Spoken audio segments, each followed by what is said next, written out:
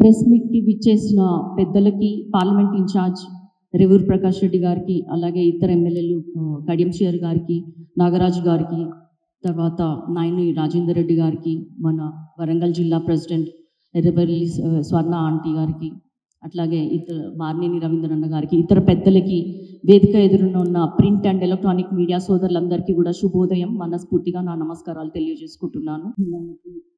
మరి ముఖ్యంగా వరంగల్ జిల్లాకి ఏం చేసింది, ఇక ముందు గెలిస్తే పొరపాటున మీరేం చేయబోతున్నారు, మీ పార్టీ విధానాలు మాట్లాడండి. ఒక అభ్యర్థి యొక్క వ్యక్తిగత జీవితం గురించి మాట్లాడాలంటే మీ ప్రచారం అంత డొల్లగా ఉందా? మీకు ఎలాంటి మాటలు లేవా మీ దగ్గర?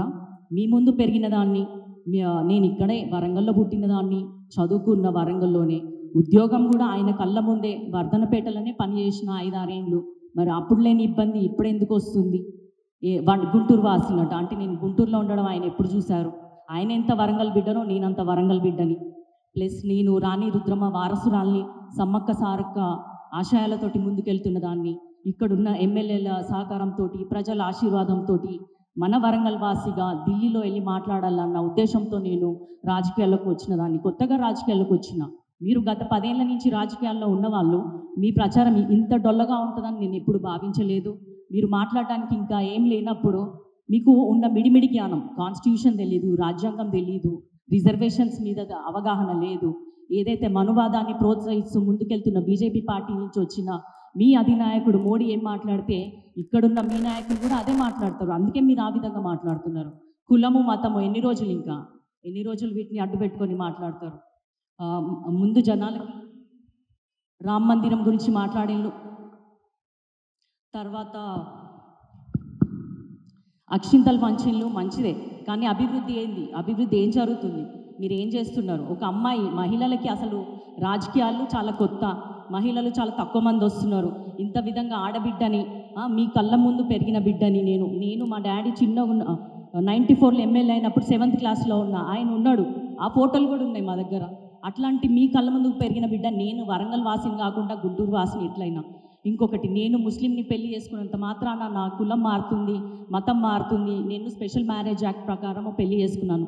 దాంట్లో ఉన్న రాజ్యాంగం కల్పించిన హక్కు ఏంటంటే ఎవరి రిలీజన్ వాళ్ళు పాటించవచ్చు. ఆ విధంగా నేను ముందుకెళ్తున్న జీవితంలో. కానీ నేను ఎటువంటి వేరే పనులు చేయలేదు. నేను రైతుల భూములు లాక్కోలేదు, భూ కబ్జాలు చేయలేదు, దందాలు చేయలేదు, మన భేదం లేకుండా అన్యాయం చేయలేదు, అక్రమాలు చేయలేదు. మొన్ననే ఓడిపోయినావు కదా, ఓడిపోయి కూడా 3 నెలలు అయితే లేదు. నువ్వు ఏ ధైర్యంతో మళ్ళీ లోక్సభకు వస్తున్నావు, లోక్సభ ఎన్నికలకు వస్తున్నావు? ఒకటి, వర్ధనపేటలో మింగిన భూములు సరిపోలేదు అన్నట్టు ఇప్పుడు వరంగల్లో మిగిలిన 6 నియోజకవర్గాల భూములు మీకు కావాలా? భూబకాసురుడికి ఆకలి తీరనట్టుంది. నేను కోరుకునేది ఏంటంటే, భూములు ఉన్నోళ్ళు, ఆస్తులు ఉన్నోళ్ళు జాగ్రత్త, వ్యాపారవేత్తలు జాగ్రత్త.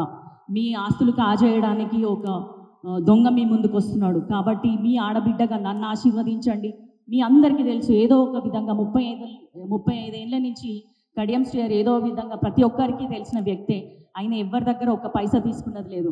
ఇంకొక విషయం ఏంటంటే, మా మీద అవినీతి నిందలు మోపడానికి కూడా ఏం లేదు. కాబట్టి చాలా నీచంగా పర్సనల్ లైఫ్లోకి వెళ్ళి మాట్లాడుతున్నారు. నేను చూస్తున్న సోషల్ మీడియాలో కూడా పెట్టుకొని మరి డబ్బులు పెట్టి మరి ట్రోల్స్ చేస్తున్నారు. ఇవన్నీ కూడా జస్ట్ కాగితపులి వేషాలే తప్ప ఇంకేమీ లేదు. మంచి ప్రచారం ఏదైనా ఉంటే, మంచి విషయాలు ఏమైనా ఉంటే మాట్లాడండి. ఆ విధంగా మనం ప్రజల ముందుకు వెళ్దాం. కానీ వ్యక్తిగత జీవితాలతో ముందుకెళ్తే సాధించేది ఏం లేదు. 2వ ప్లేస్ కాదు కదా, 3వ ప్లేస్, అందులో డిపాజిట్ రాకుండా పోతారు అని మీకు అందరికీ తెలియజేస్తూ సెలవు తీసుకుంటున్నాను. Thank you.